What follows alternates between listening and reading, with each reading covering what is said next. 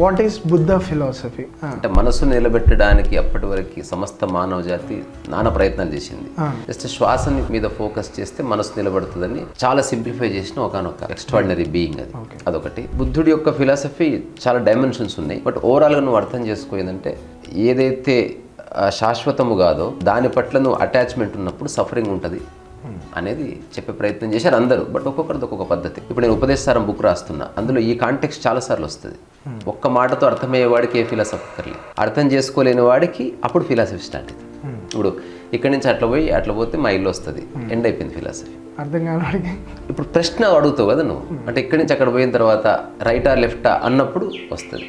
అయినా అర్థం కాకపోతే పుస్తకం వస్తుంది, అయినా అర్థం కాకపోతే పద్ధతి వస్తుంది, అయినా అర్థం కాకపోతే ఇంకేదో వస్తుంది. అట్లా ఎదుటి వ్యక్తిని బట్టి ఫిలాసఫీ యొక్క ఎక్స్పాన్షన్ ఉంది.